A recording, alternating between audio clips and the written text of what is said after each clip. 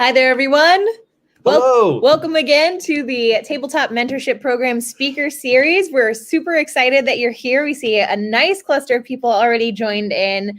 We have a really exciting talk today. Just real quick, I want to thank our partners and sponsors who help make all of this possible. So thank you to Tabletop Network, New Voices in Gaming, and our lovely friends over at Patreon, Angela Belsol, Curtis Fry, and all of our wonderful patrons there. Thank you for helping make this possible.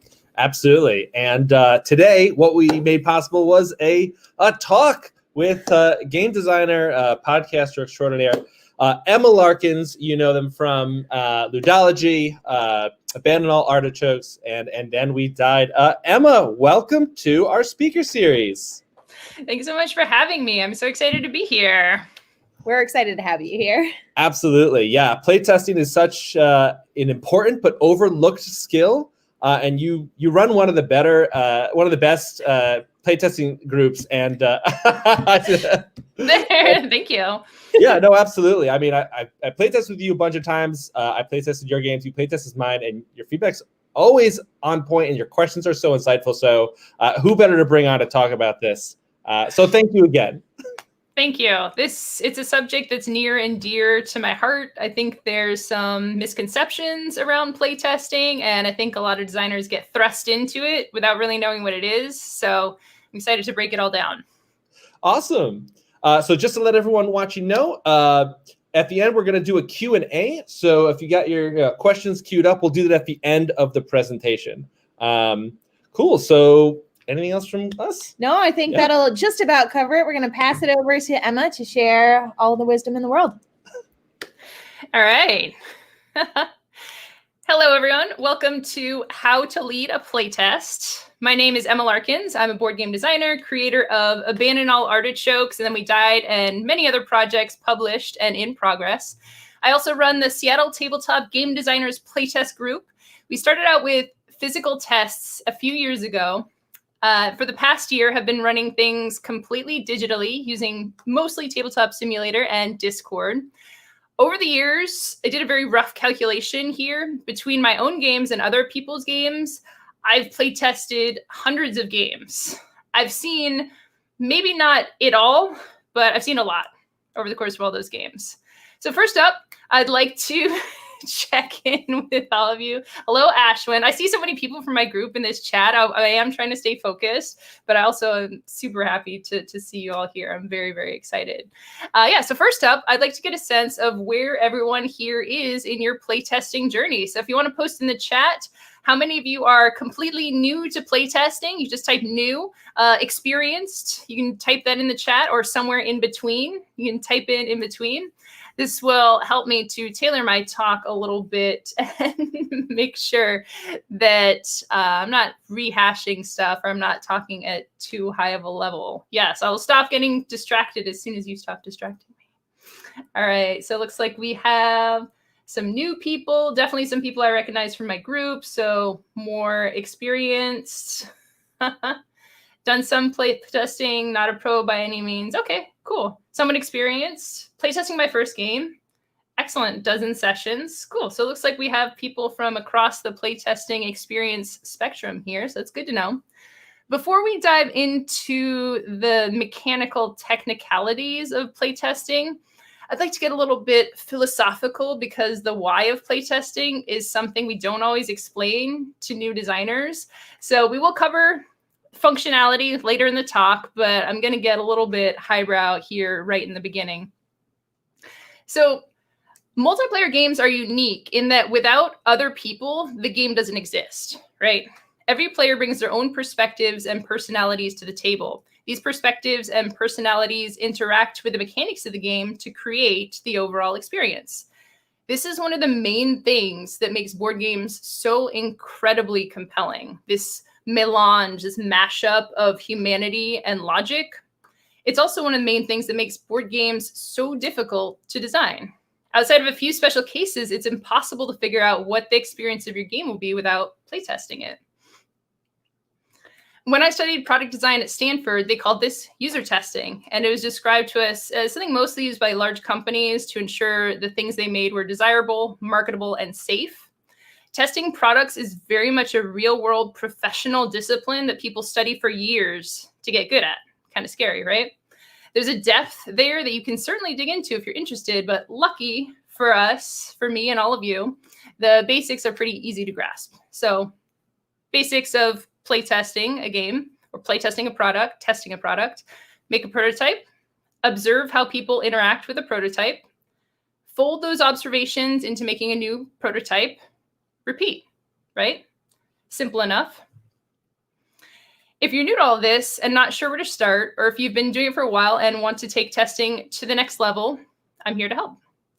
I'm incredibly lucky to have brilliant friends in the industry, so I'll be including some thoughts throughout the talk from Ashwin Kamut, one of the organizers of Heavyweight Championship Playtesting, who's also here in the chat, and was kind enough to share the perspective of testing longer and more complex games. In my playtest group, we generally test games that can be taught and tested within an hour. Heavyweight Championship Playtesting is for those complex games that might take multiple hours to test and play. So shout out there. So first up, what do I want to learn from playtesting? Why are you playtesting your game? Seriously, have you ever stopped to think about it? Why? Is it because you made your first game and when you asked a published designer what to do next, they said, well, you know, playtest, that's what we do. Is it because you joined a playtest group and that's just what people do? Is it because you just really enjoy playtesting for the heck of it? It's an important question because despite everything I said earlier, not every game needs to be playtested by the designer. I hope I don't get in trouble for that because that's kind of a radical statement, right? For example, a game that's just meant to be fun for you and your friends, right? A game that you invent to play with your kids. A game that's basically a toy, or a game that you can self-test physically or in your head. Why do I mention all of this in a talk specifically about how to playtest? Well, sometimes when you're trying to determine what something is, it helps to figure out what it's not. So you need a better question to, a better answer to the question of why am I testing than just because I'm supposed to. We can expand on this idea of what it is, what it's not. You want to test your game because it's meant for people outside of your friends and family circle, and it has a level of complexity you can't simulate on your own. So the two basic core reasons. This is great because it leads us right into the kinds of things you want to learn through playtesting. For example, figuring out if your game is compelling for people not in your immediate circle, i.e., is someone going to give you money for this game? Right? Someone's probably not going to give you money to make games just for your friends. So you want to find out if it's interesting to other people. Figure out who is really into your game, i.e. your target audience. Figure out if the rules you've created make sense. Can your game stand alone without you to guide players through it? And last but not least, figuring out if the game functions with different people in different settings, i.e. does the game consistently deliver the experience that you intended? One of my favorite questions that I want playtesting to answer is, who will go absolutely bonkers for this game? Someone needs to be obsessed with your game if you want it to be successful. There are games that I've playtested in my group that I would buy as is, and I've told the designers as much. When I'm really excited about a game, it doesn't happen all that often. I test a lot of games, but I will say that I want this game. I need this game. This game needs to be published. You need to have, your game needs to invoke that level of cheering if you really want it to succeed. There's a lot of games out there. People need a compelling reason to pick your game from the crowd. Part of this direction in my talk is inspired by people I've seen recently being frustrated that they've gotten good feedback from playtests and still haven't gotten any positive responses from publishers. Of course, there's a lot of factors involved in getting your game published, but if you're not getting consistent rave reviews during playtesting with varied groups of testers, it's going to be an uphill battle if your goal is to get published. All right, back to figuring out the questions you want answered in playtesting. You can break down the reasons I mentioned earlier to be more specific. And it's a great time to break down into specific questions anytime before you test. In our Discord, we add a section in our digital playtest spreadsheet for designers to describe what they're testing today. And it can range anywhere from, does this game have a hook that excites people, to, is this part of the economy functioning as intended? So to recap, why are you testing? What big things do you want to figure out? And what concrete questions can you break those big things down into? So hopefully you're with me right now. There'll be time for questions at the end if there's anything confusing here. So you're starting to figure out why you want to play test. So on to the next course. How do I test my game? Running a playtest. So this section is going to be more functional. I'm going to run through things fairly fast. Again, if you have questions, make a note of them, save them up. First up, the question to answer is, where am I going to test? I sigh here because we're in a unique position right now as far as board game testing goes. In normal times, I'd be talking about conventions, local in-person playtest groups. But since that's not safe for a lot of people across the world, right now I'm going to be focusing on digital testing. So a little sad, right? But I will say that digital playtesting has enabled accessibility for testing. It's allowed people who were never able to playtest before to playtest, people from all across the world to connect with each other, people who can't make the regular 9-to-5 schedule to make it work. So pros and cons, right? So getting started. If you want to play test your game digitally, you will need to have it in a format that can be tested digitally. The kind of go-to for getting your game online for a lot of designers is Tabletop Simulator. That's not the only option. I'm going to dig into that because that's the one that I use and that's the one that a lot of people use. But I don't want to make it seem like that's the only option. This space is so new. It's really only been burgeoning over the last year, and there's a ton of room for innovation. So if any of the specific apps or products I mentioned seem like a blocker, think bigger. That's what we do as designers, right? We invent. If you can invent new ways to digitally test your game, do those and share them. All right, but Tabletop Simulator, I think the reason that a lot of designers go towards this is it's what people did before, right? So it's easier to gravitate to that. It's on Steam. It's paid. Everyone who's playing the game needs to have a copy of Tabletop Simulator. Something to keep in mind. It can be tricky to learn. There are absolutely complexities to it. I watched a 10-minute video, and I mostly do card-based games. So for me, and also having printed out prototypes before, having some of the basis. I use Adobe Photoshop for making my prototypes. So I did have some tech and some knowledge going into it, but it was fairly straightforward for me to do it. There's very much edge cases there and a lot that goes into it. What is nice about Tabletop Simulator is because so many people are using it, there are a lot of people to ask if you get stuck or have questions. I'll say the remote playtesting group in particular, which is another one I'm going to add a link for, has an amazing set of text channels for asking questions. They do things in there that I couldn't even imagine with custom dice and scripts and all these things. You can get really wild in there. So if you use Tabletop Simulator, you can find people who can give you advice. Also, a lot of the Discords are set up to handle it pretty smoothly. So that's one of your options. Tabletopia is another big option. What's nice about it is it's a little more accessible. People don't necessarily have to buy a copy of it to play the games. It's easier for non-designers to get into. So if you're testing with people outside of the sphere of the Discord playtest groups, it can be a good option. It's also easier if you want to eventually use a platform for promotion and sales. It could be because you can put your game on the storefront. Lots of different options there. Some things functionally, if you're using Tabletopia, some things are easier and some things are more complicated. One of the tough things about it is less people, at least in my circles, are using it. So it might be a little trickier to get your questions answered if you're trying to figure out how to use it. So there are many other platforms. And if anyone in chat has suggestions, feel free to post those. If you poke around in groups, people will suggest different programs. So, and there's new things happening all the time, right? So most people use Tabletop Simulator. If you use Tabletopia, there's other options out there, basically is the recap for that. I've also seen people use a camera with a physical prototype. So if it is a cooperative game, if it's something where hands are not super important or the information is public, then that's an option as well. So something to think about if you're not ready to get into digital. And again, innovate. If you come up with something that's a really clever way to do this, I've seen people using like Google Draw or Google Sheets, using Discord for games, using Slack for games. It's actually a space I wanted to explore more at the beginning of this all, and then things got kind of tough, right? But I think there's still a lot of space there for doing cool things.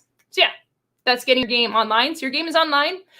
Now, how do you get started with testing online? There's a few different options for this, right? So first, foremost, probably easiest for a lot of you is testing with your friends.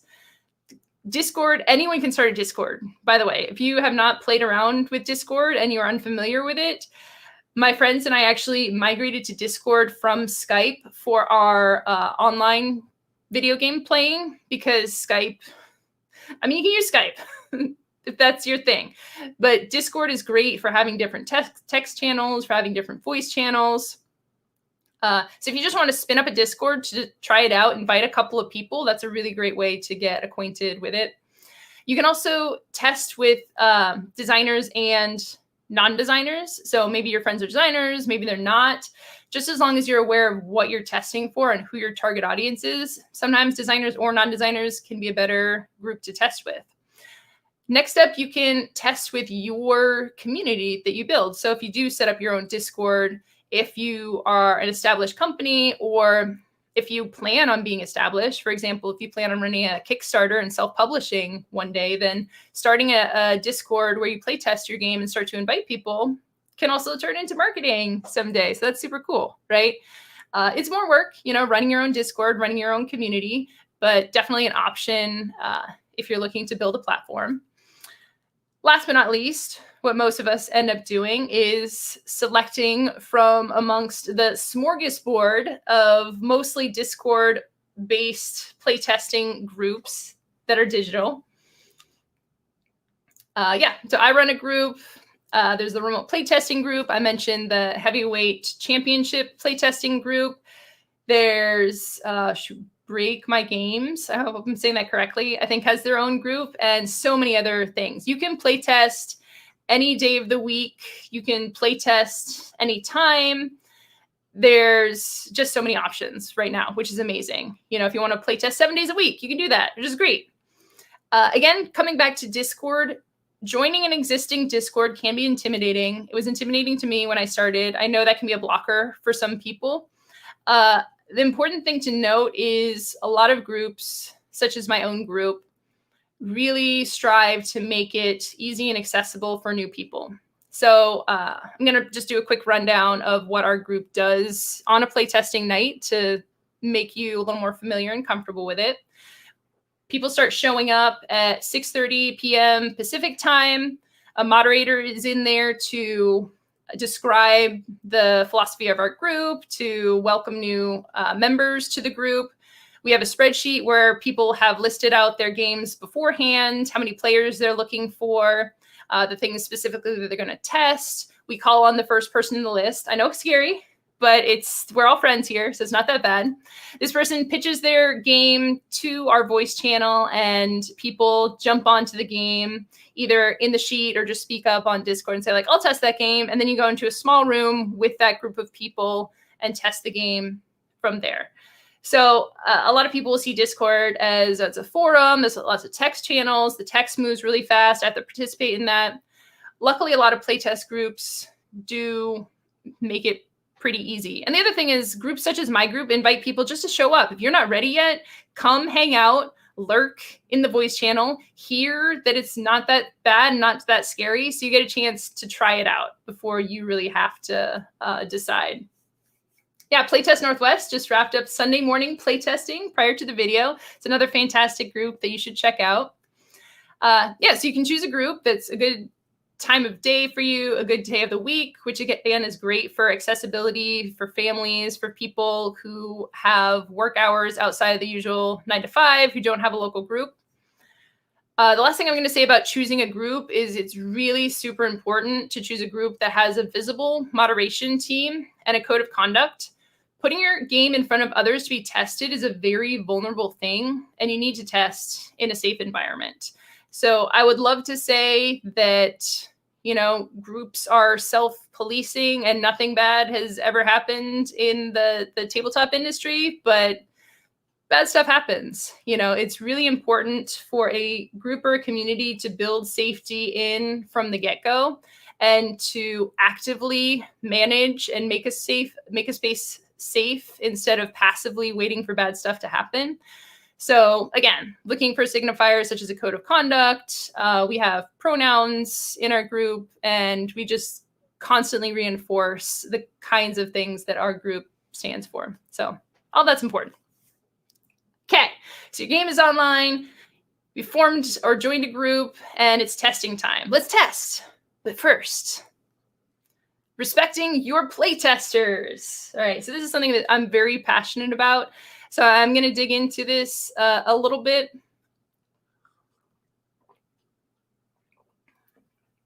And later in the talk, there's going to be a section about respecting designers, which is equally important. We're going to start off with respecting playtesters. Your testers are a valuable resource, often testing your game for free, giving you free time, giving generously of their time. Please respect that. It's so easy to get wrapped up in your own feelings and take things personally. But if you're going to design a game that other people will play, you have to learn to be okay with receiving feedback. Some of us have had lots of feedback experiences in the past. For example, if you went to design school or art school, you know what that is. Other people just have never had their ideas bump up against other people's opinions. So people come at this from different places, right? Experience or not experience. And you have to really quickly get into that space where you can appreciate people's ideas and thoughts for what they are. Doesn't mean you have to put up with people being jerks. Again, I'll get to respecting designers later on. If someone is acting in bad faith in your playtest, you can deal with that, or you can ask a mod in most of these groups to deal with that. But yeah, start out from a place of respect.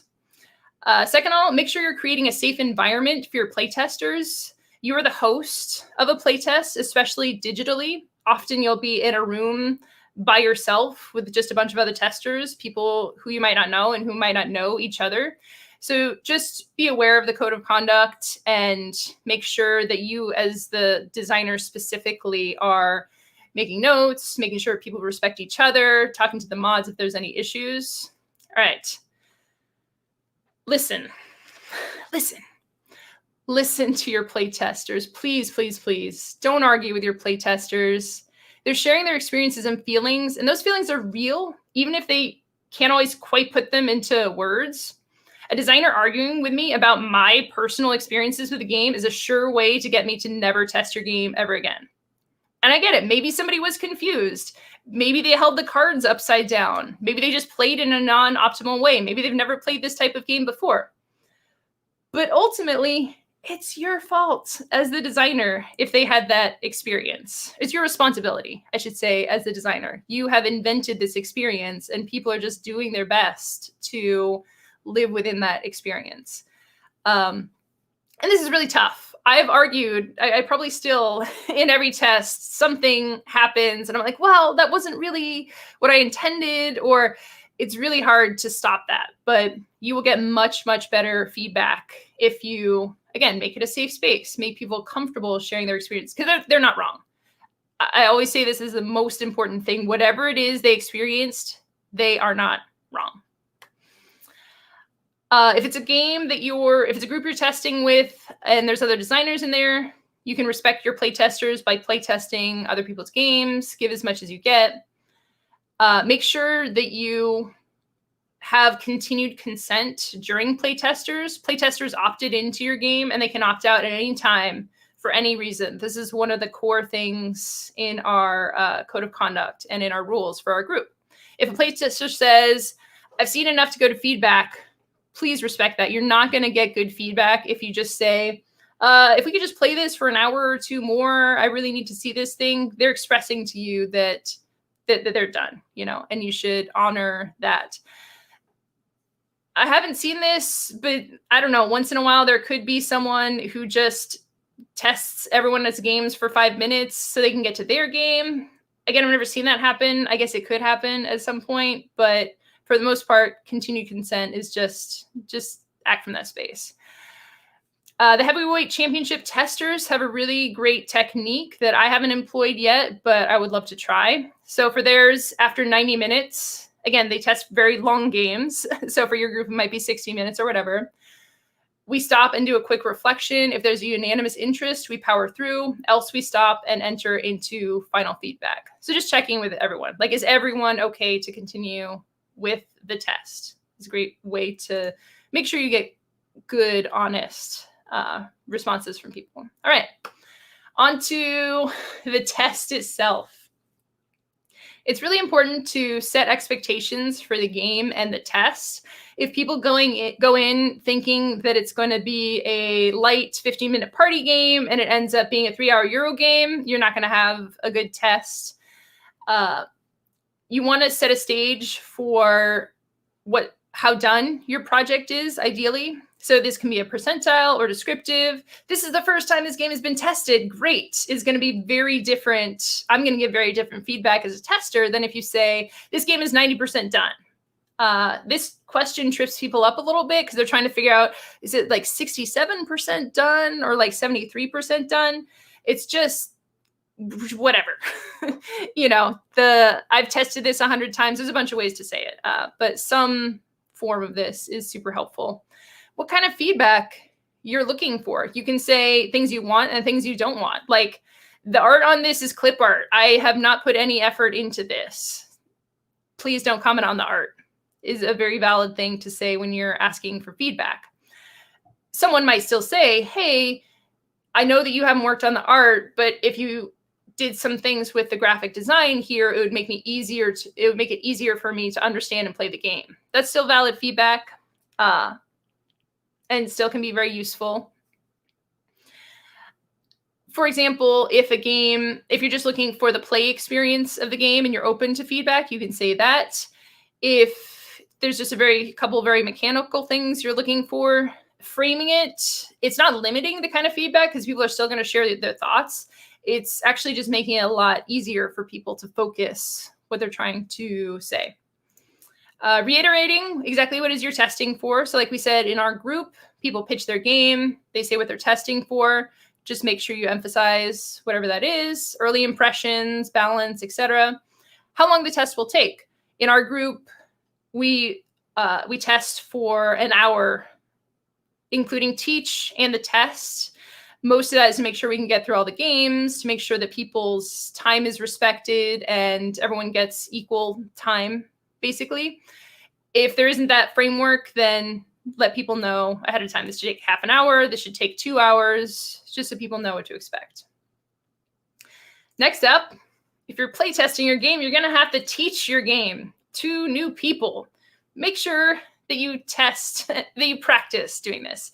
Again, if it's the first test of the game, you might not have practiced it. That's totally fine. The better you are at testing games, though, the quicker you get to the play testing and the better feedback you're going to receive. If people's feedback was, well, I didn't really understand what was happening the whole time, so I just kind of did whatever. It's not great, right? So the better you can have your rules down and understood, the better and quicker you can teach your game. Heck, try teaching other games. You know, take a published game, teach it to some friends. The more you practice teaching, the better. When it comes down to actually playing your game, do you want to play with your play testers or do you want to watch other people play? We actually have a checkbox for this in our group because you might want to feel viscerally the experience of playing with other people, or you might want to not affect the outcomes of your game by being a player who knows what to do, right? There's very good reasons for just wanting to watch or wanting to play. If you do play or watch, make sure that you don't take other people's turns for them. I I usually don't call people out. I'm not going to name any names here, but I did have one play test where the person literally just played everyone's turns and we sat there and watched, and that's not really a play test. So it can be tough, especially if someone is doing something you know is bad or is going to lead to a bad experience, but that's what you're looking for, right? If they're doing that thing, you gave them a reason to do that. So yeah, don't take people's terms. As much as you can, teach and then step back and just see how it unfolds. Make sure you're paying attention even during the test and before feedback to people's experiences. This is a little tougher digitally. In person, it can be really easy to see, are they on their phone? Are they like really focused on what's happening? Are they smiling? Are they just sitting? Do they look kind of sad or dejected? So we don't have as much of that feedback, but you can hear. And for playtesters, testing other people's games, as much as you can express, a lot of us mute our mics on Discord, right? But if you like laugh, like laugh on mic or say what you're thinking, that was, oh, I can't believe that I just made this combo go off, right? And as the designer, listening to those little bits of feedback is as important, if not more important, than what playtesters will actually say after the test. All right. Last but not least, when you have tested the thing you wanted to test, again, we have our phases, right? Before you test, think about your game and the specific questions you want to ask. When you're pitching your test, tell people what those questions are. And when you have done that part of the test, conclude your test. So we have there is setting expectations and then fulfilling those expectations, right? You don't need to play your whole game every time you test. I definitely see newer people doing this. They don't really know what they're testing for and they just play through the whole game. And then people say a lot of unrelated things. You can test your game thousands of times and not actually get any good information from those tests. So when people ask, like, how many times do I need to play test my game? There's no number to it because you could do it 3 times and do it really well and get all the information you need, or you could do it 1,000 times and not make your game any better. So specific tests, concluding it, and then going to feedback. So capturing this feedback that you are here to get. Try as much as you can to steer feedback towards experiences and feelings over what designers or playtesters would change in the game. And again, thanks Ashwin so much for pointing this out, because this is something that their group really focuses on. Again, because the tests are so long for these games, you could just nitpick everything to death, right? Often playtesters will get excited and want to start offering suggestions to fix your game. And this can be helpful. For composting in abandoned artichokes was very much something suggested by a playtester. But ultimately, those fixes are going to be something that you as the designer has to figure out. Someone might suggest a fix and something in your head might click because of what they said. Or a lot of times, if you listen to them suggest a fix, you might understand better what the experience is that they're trying to fix.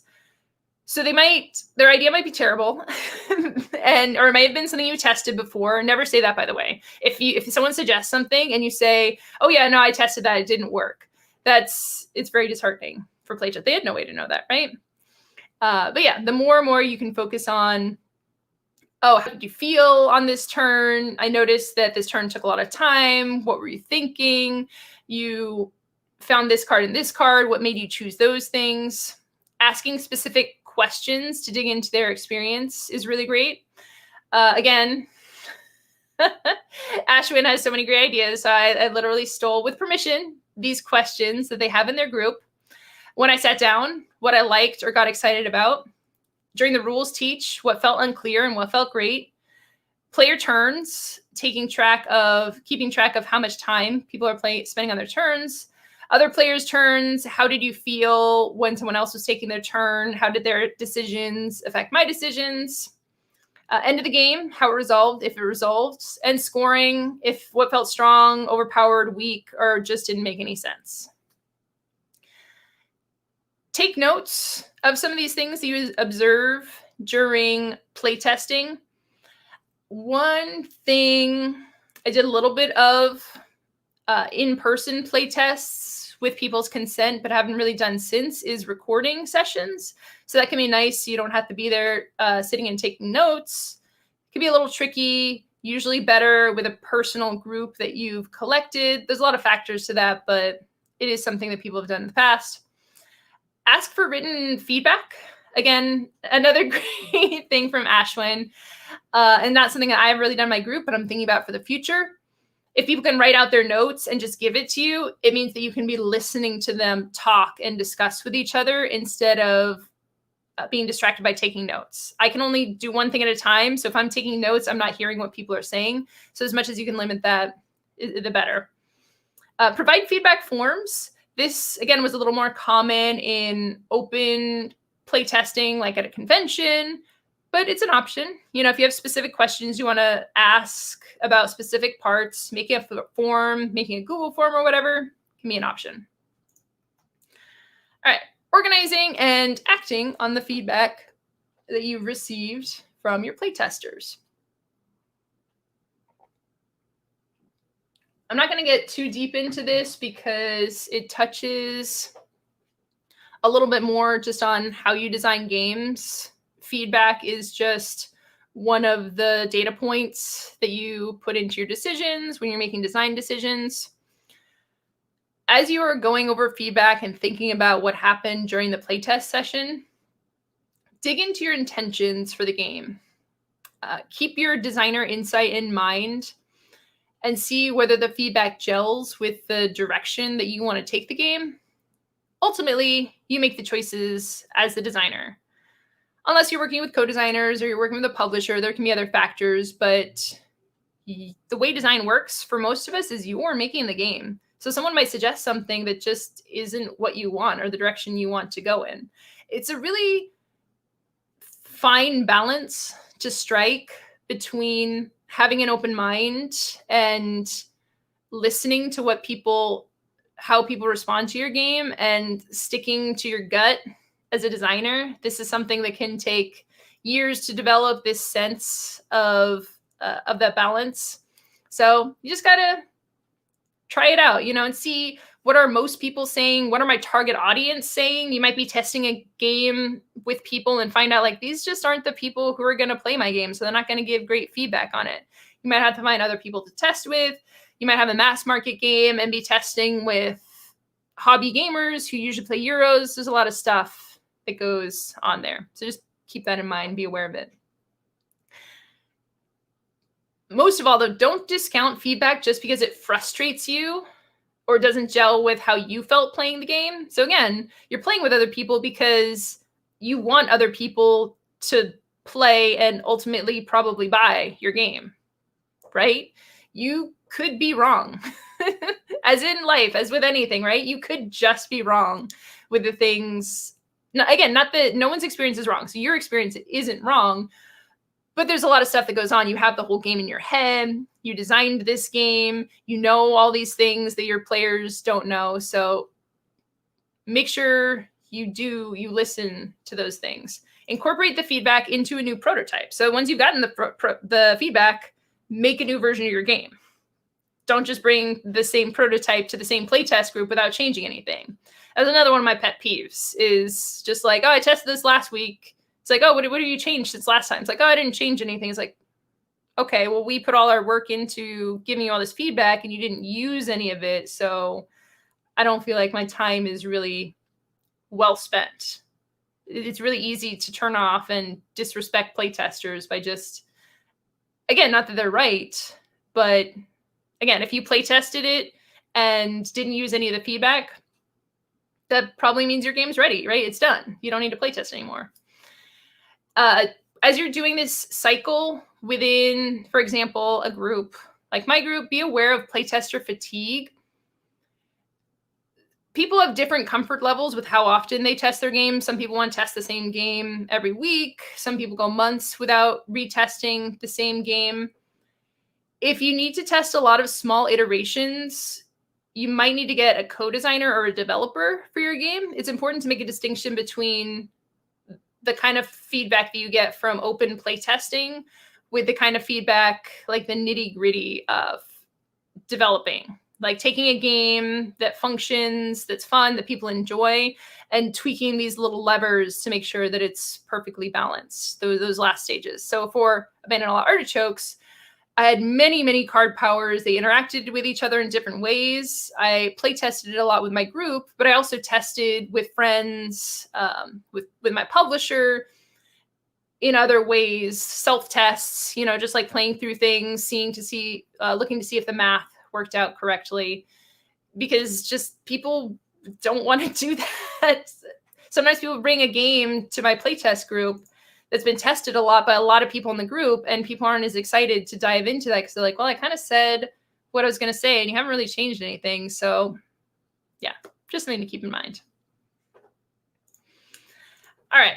So we've talked about testing your game, why you play test, organizing the feedback, getting your game on digital platforms, choosing your group, doing the test itself, getting feedback, incorporating that feedback.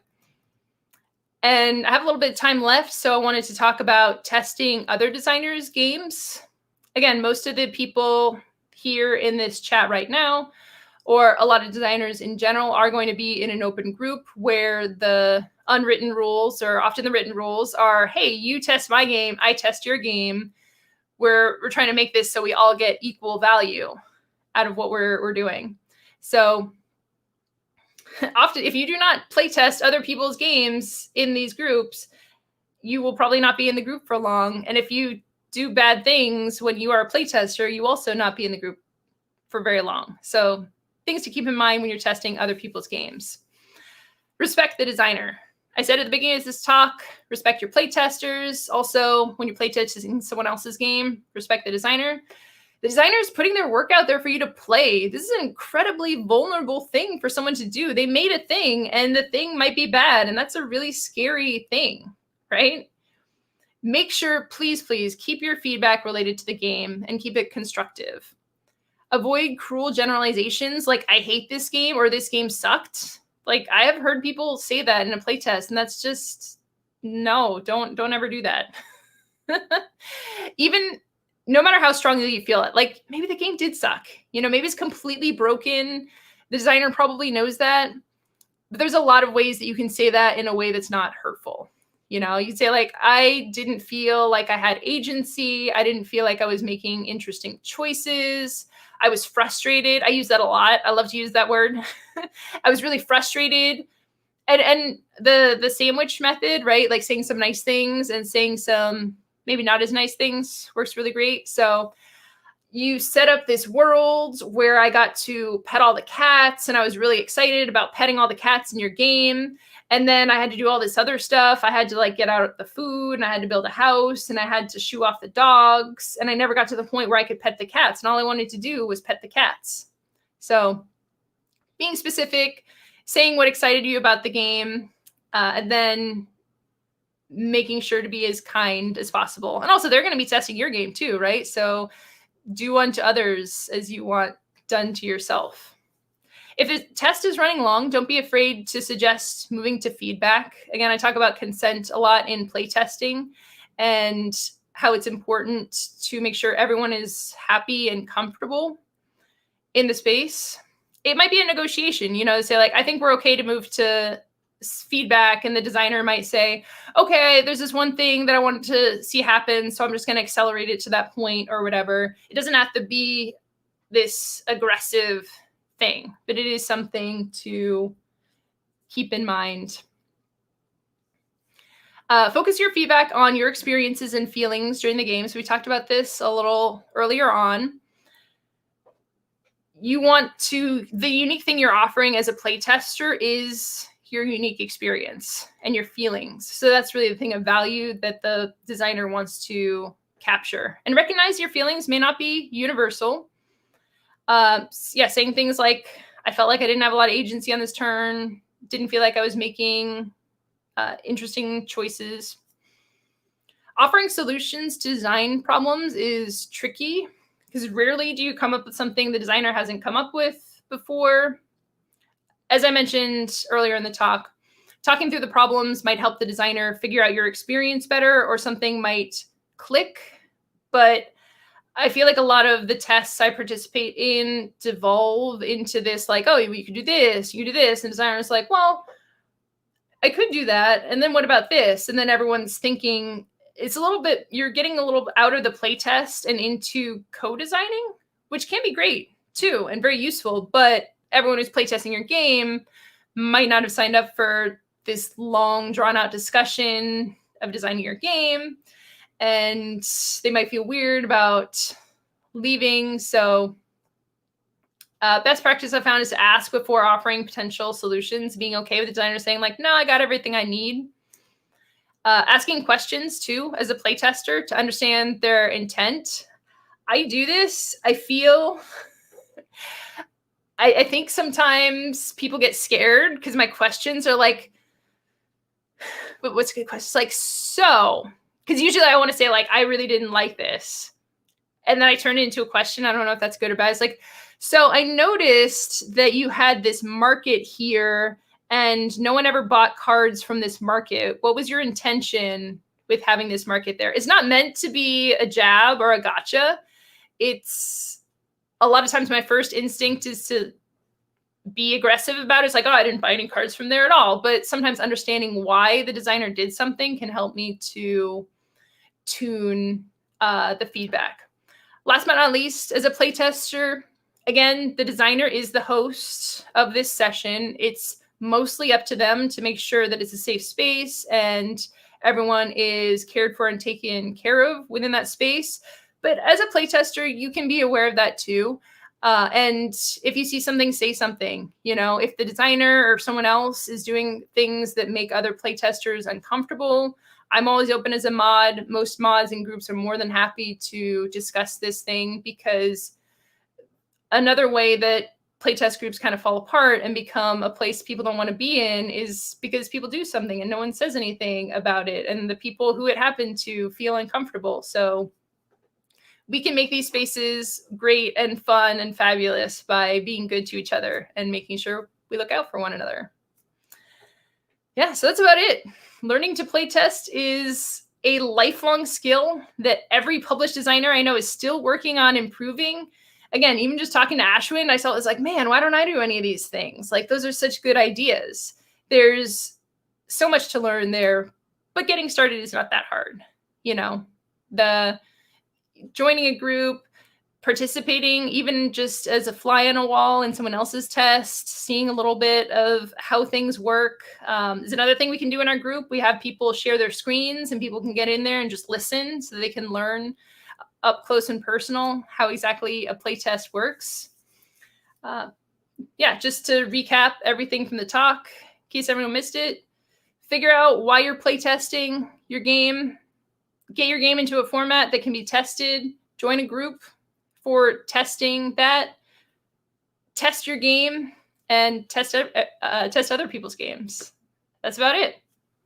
Thank you, everyone, for listening to my talk. I hope that was useful and you got all the information you came for. I'm going to be posting the link to the notes for this talk, but for now, I think we're ready to dive into some questions. Wonderful. Thank you, Emma. That was fantastic. Absolutely. So yeah, so if you got any questions, please throw them in the chat. I see we already have a couple going. But I just wanted to real quick touch on one thing you said. You focused on the vulnerability of playtesting, which is so important to be aware of on both sides, right? Playtesting your game is something that's so personal, but also being the playtester, your experience is so personal, right? Mm-hmm. I just wanted to mention one time I was playtesting a game and it made me feel so dumb.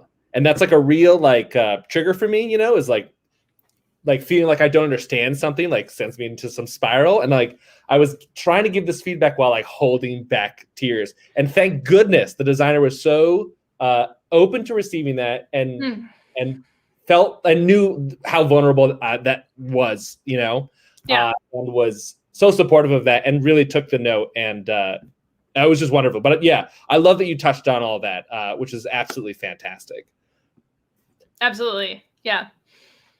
Cool. All right. So we're going to go into some questions. And I had a question, but it's being asked by somebody else. So we'll go with, oh, wait, that's not the right one. Jen Fosberry. Yes. Hi, Jen. So Jen asks, isn't sometimes frustration something you want with player interaction as a result of tension? So in Century Spice Road, saving for a big card and someone gets it right before.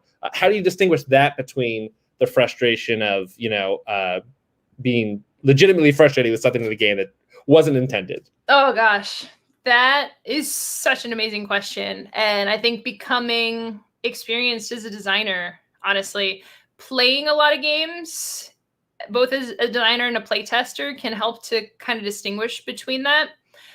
I also think this is a time when unguided playtests and kind of later stage playtests can be really helpful. Playing with non-designers and playing a game without saying that it's a playtest. So it's like, hey, y'all want to play a game?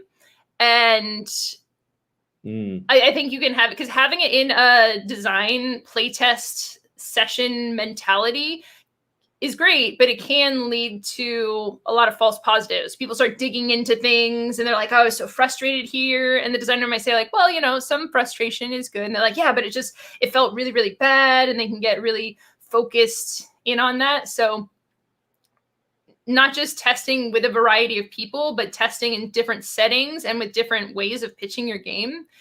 And again, you might have a party game or a mass game that's just meant to be, that's just total luck, right? That might be exactly the experience that you want to create. And also putting that into your framing of your test. So I said set up expectations at the beginning of the test. Say like, hey, this game has a lot of dice. It's going to be probably frustrating for you. I want to make sure that it's a good frustration and not a bad frustration. And I think experienced designers will be able to take that and use that as their frame of reference for giving feedback. Yeah, that's perfect. That's great. Kennedy asked here, suggestions for breaking barriers of a designer who only thinks they want feedback, e.g. the monologue about what they thought was going on, their intentions, but not focusing on the reality of the feedback that they're being given. That's a tough one. Yeah. So I think here the designer is giving the monologue.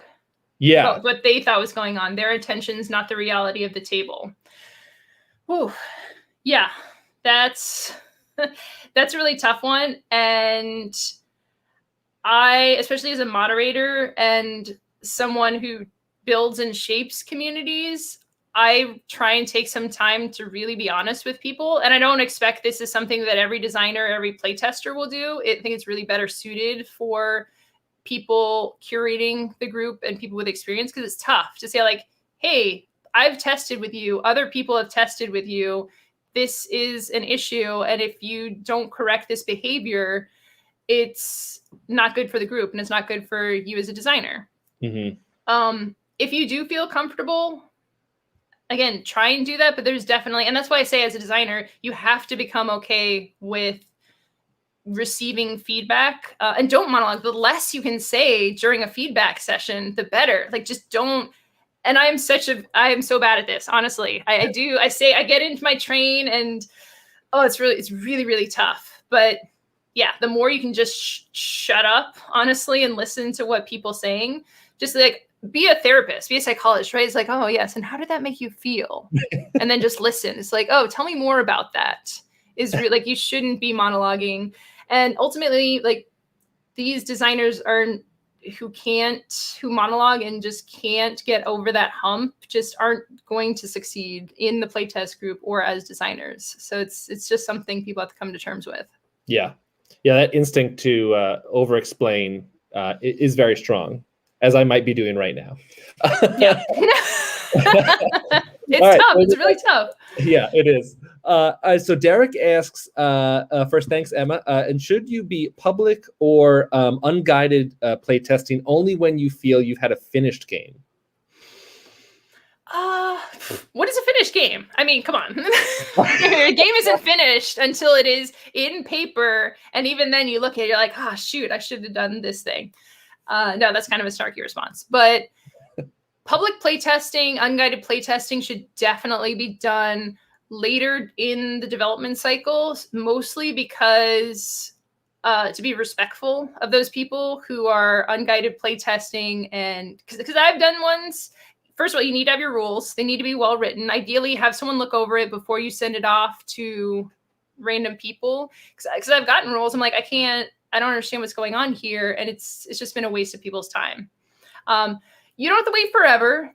There's definitely the people who test 2,000 times and they're very conscientious and they're like, I don't know if this is ready. And there's the people who test 2 times and like, it's fine. You know, I'm just going to throw this out in front of people. So you do have to strike that balance. I would say mostly rules ready. The rules are very clear. And also being aware of your resources, like how many groups. You can only unguided playtest with each group once, right? So if you have 3 groups, like make sure that it's pretty much there before you use up those resources. Absolutely. Alex asks, interesting, how much do you try to get in to know your playtesters' preferences? Ooh, these questions are so great. It's interesting in a smallish group like mine because it just kind of happens naturally, especially with the in-person group, because we would just play games together as friends. So we kind of got a sense of who was into what. I think there's 2 basic types. When you're testing with designers, like in a public Discord, you're testing with them because they're designers, they know games, they've played a lot of games, and they have like a broad perspective on it. If you're testing with a target audience group, then that's more about knowing what their preference is. So both of those are very important to making the game, and it's good to be aware of it. In a designer playtest, I don't focus too much on it because it's not as much about that in that group. Cool.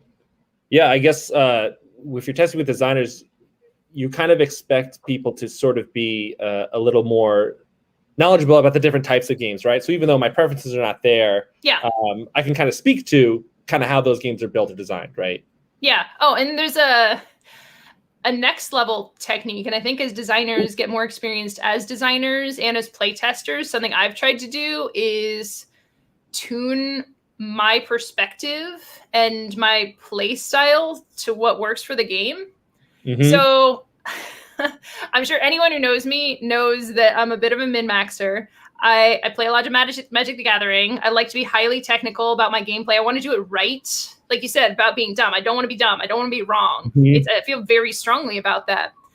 But that can be bad for a playtest. Like that's my natural inclination. But if we're testing a game for the first time, you don't need that. That's not necessarily helpful. So recognizing that this game is being tested for the first time, this is what they want to know. I'm just going to choose stuff. I'm just going to do the stuff of the game so we can make the playtest progress. I'm not going to get caught up on things. So I think that can be a good way, as over time, as a designer, recognize your play styles and ultimately try and tailor your play styles to people. That's great. I haven't really heard that before. That's really interesting. All right, we've got a lot of questions, so we're gonna move through here. So I love talking about this. So I've been told many times that empathy is the most important trait for a game designer. How does empathy play a role in playtesting? Ooh. This is okay. Again, like I said, this is a really interesting question. I used to think of myself as a very empathetic person. I would, in a lot of situations in games and in life, I would feel like I was taking on other people's feelings. Like somebody would feel sad and then I would feel sad seeing them feel sad. But especially over the last year and starting to learn more about different people's perspectives and how like I feel you and stuff isn't necessarily a great thing to say because you don't feel me. It's like you don't know my experience. You don't know my perspective. So I've kind of moved a little away from the use of the word empathy, and I want to say more just not understanding their perspective because you can't know them and everything that they're seeing, but understanding that different perspectives exist and just digging into that. So you don't even have to be an empathetic person. You don't have to feel that. If someone's frustrated, you don't have to see that and feel frustrated for them. You don't need to feel the feelings. You just need to understand. And sometimes not feeling is better. Because if someone's frustrated and then I'm frustrated for them and I'm feeling that, I'm not in a space to process that information. So sometimes taking a step back and seeing that from a dissociated perspective can be better. So I'd say more than feeling the feelings of other people is listening and really hearing what they have to say. That's amazing. Yeah, that falls into what you said before about kind of disassociating a little bit. You want because you're right, that will change exactly what your goals are for the playtest. And it all comes down to listening. I love that. That's fantastic. All right, so Bo wants to know, what if feedback clashes with your story or theme? As a designer, how would you handle repeat feedback on changing a theme? Ooh. Repeat feedback. This again comes back to, are you testing the same game with the same group over and over? Or are you testing it with lots of varied people and lots of varied groups? Again, there's so many different Discords now. You can bring it to different groups. You can get your friends to play it. The more you can test it out with other people, the better. If you're testing it in a design group and you keep getting that feedback and it's the same people, it might just not be for that group, and you might kind of come to an impasse. Like maybe I can't test this game here because they just can't get past this thing. If you're hearing repeated feedback from different groups, then you could be wrong, honestly. Again, make sure your groups are diverse enough, because it could be a theme, or again, if you're testing with lots of different people, but they're all hobbyist gamers and you're like, oh, I want to make a cozy knitting game or whatever, and that theme just they're not into, you could get skewed feedback. But if it is very diverse and everyone is saying that, then probably good to listen to it. That's so fascinating. And so many of the groups that are out, and Ashwin's is a perfect example of a group that's so focused on a specific type of game, right? Maybe it's because I don't design family games, but I'm very curious if you know of any, if anyone knows of any family game playtesting groups, or party game playtesting groups. These games that don't typically, I don't want to say do well. That's not the right word, but that aren't typically playtested in these designer groups. That would be great. Throw them in the chat, and if there aren't any, please make one and let us know. Our group skews a little that way. I had once I implemented the hour max for teach and test, we do get a fair number of party games. We have a lot of newer designers. We get family games. We had a couple kids games in there. All of these games are kind of more in my wheelhouse for what I like to play. So I kind of push my group in that direction. Oh, that's cool. That's great to know. Jen wants to ask, can you give some examples of specific things that you would test for, goals for a play test? Yeah, absolutely. So for, again, a game that's the first test or the second test, I go back and forth on using, is it fun? But people put that in our spreadsheet. I put that in the spreadsheet sometimes. Fun is not a great word. I want to find a better word for that. But it's does this compel people? Does it activate people? Is this a game that you would play again?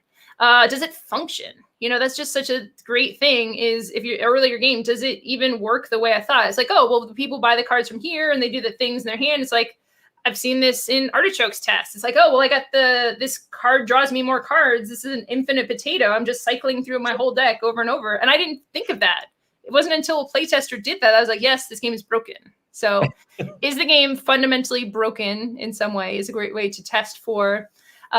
If the game is later developed or more complex, things, economies and systems within it, I like to tell people, we do test some more complex games in our group, and to fit within the hour, I like to tell people to break it down into the systems. So does the prestige system work? Or does the shipping lanes section work? So kind of if you can ignore the inputs and be well, just imagine you had X dollars and you already start with these 3 cards, and I only want to focus on testing, does this market work? Are these things compelling? Do these powers work for my character?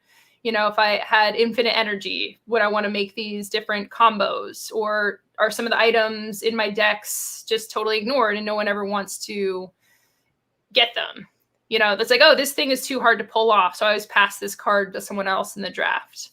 Lots of specific things like that. And mostly often, I think at our stage that a lot of the playtest groups deal with is this compelling? Like I said right at the beginning, who is going to go bonkers for this game? You know, who's going to be absolutely obsessed with this game is something I like to come back to a lot.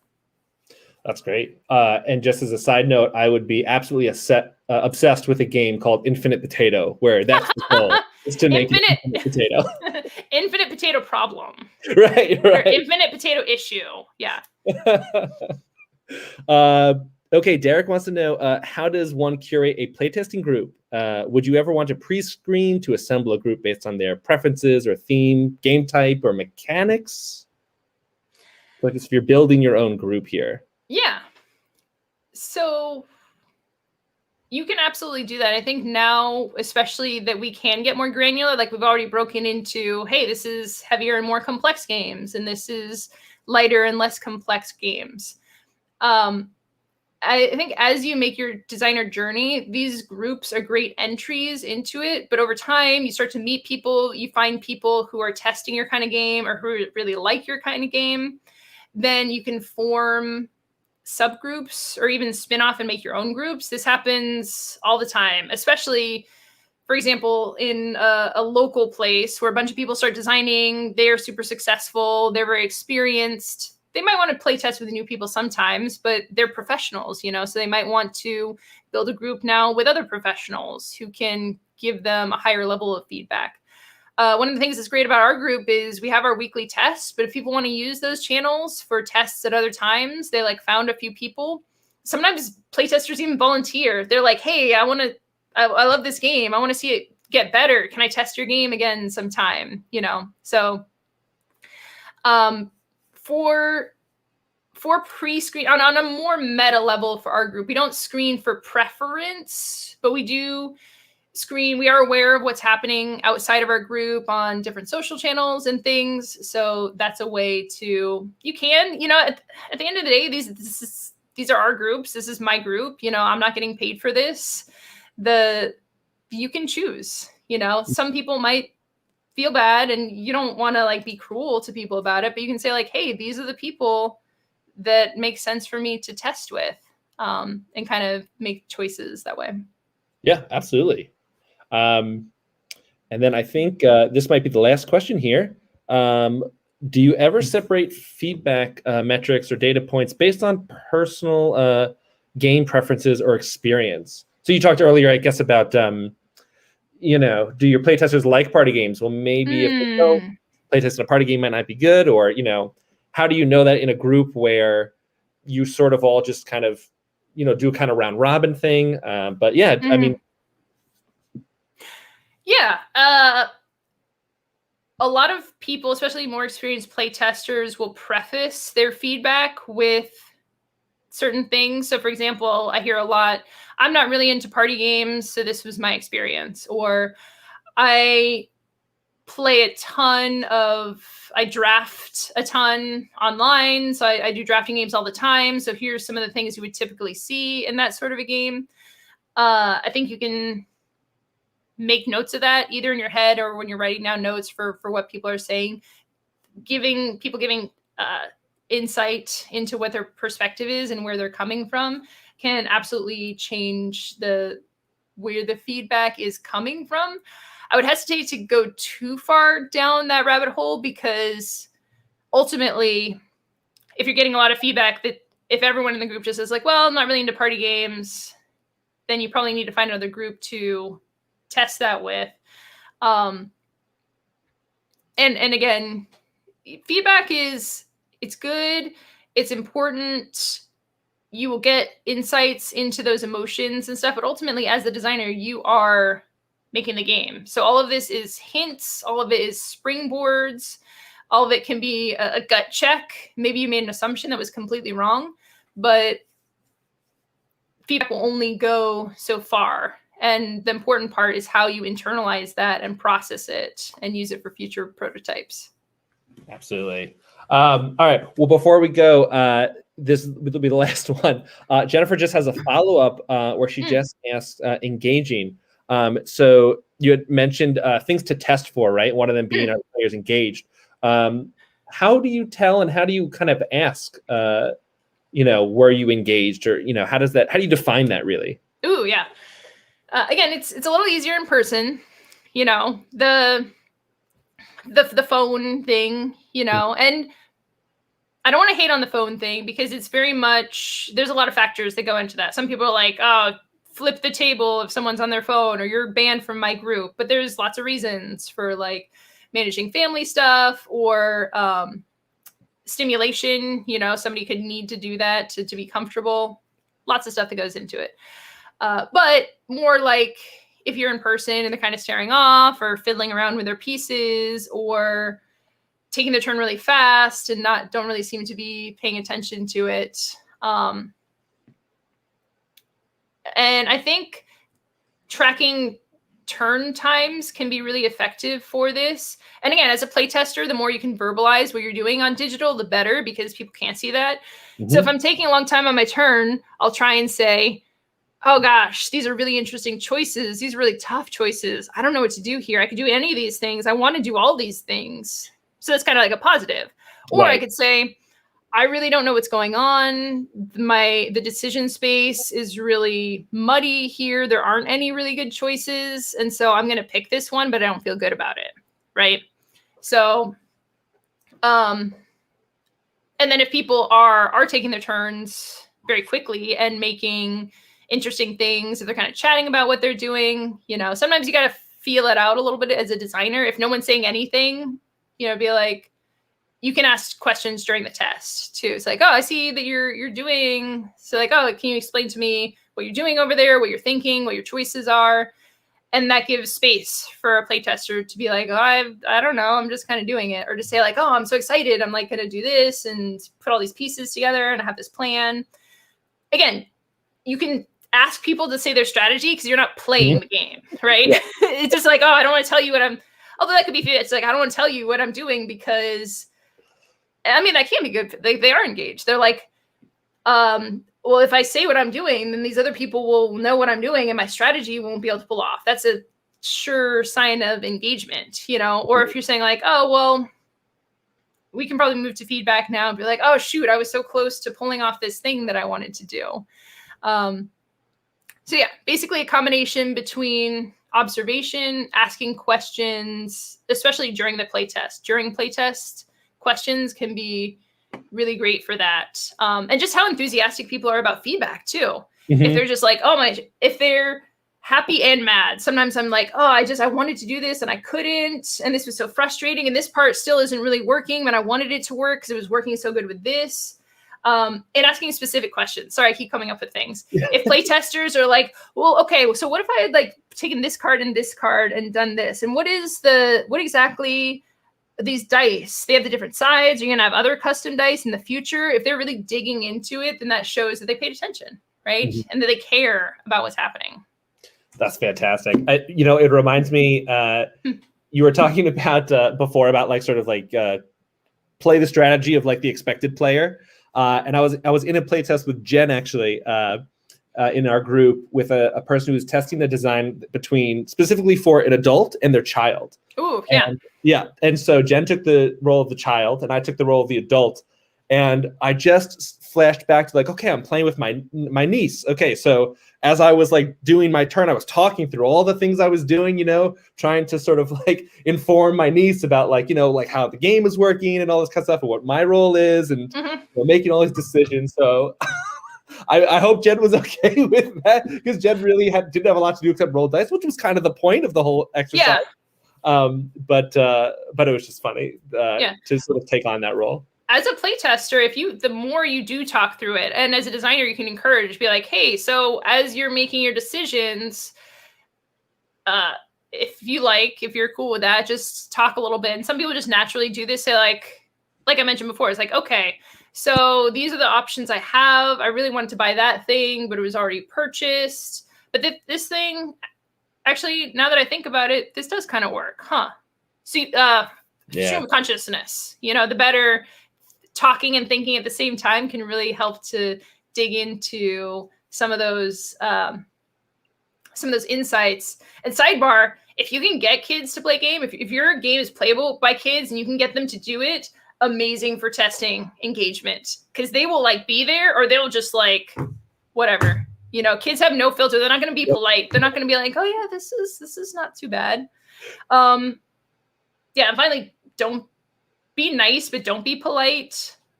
Again, coming back to that part where I'd said this designer got good feedback on their game, and they were pitching it to all these people, and nobody was really biting. And that they described their game, and people are like, "Wait, what? Like that? That's really weird." If you don't like it, say that. Like I've said before, one question people ask is, "Would you buy this game?" Two good questions: Would you buy this game? And would you play again right now? Two of the best questions to ask for engagement. And I've said, no, I don't want to play this game again. I wouldn't buy this game. It just wasn't fun for me. So if you're polite and be like, oh yeah, it was good. It was fine. That's the worst feedback. Yeah. if someone was like, I was so frustrated. If someone has emotions about it, I love this, or I hated it, even hating it is there's something there, Mm-hmm. But if there's it worked, it's I'm sure someone would be interested in it. It's just yeah, that's not what you want to hear. Not at all. Well, let's bring it out here. Thank you again, Emma, so much. That was really fantastic. So many great answers there. And thank you, everyone, for asking questions. It was really wonderful. A lot of really good questions this time.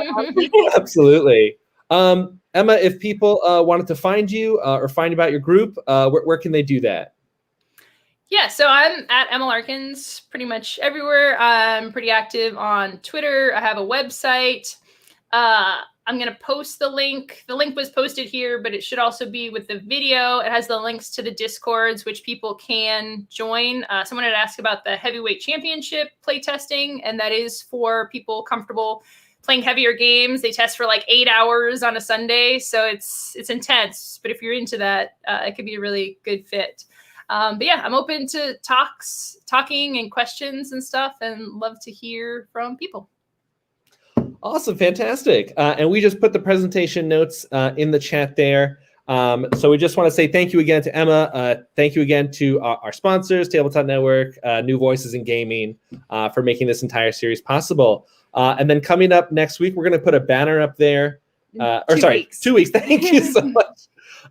Coming up in 2 weeks, we're going to have our next talk is going to be from Danny. Danny Plays Games, talking about social media and how to be great at that. Yeah, I'm so excited. It's going to be great. It's such a valuable skill for whether you're on the content creation side or the game creation side or just are a human. It's useful all around. Absolutely. So Emma, thank you so much once again so much for doing this for us. Thank you for having me.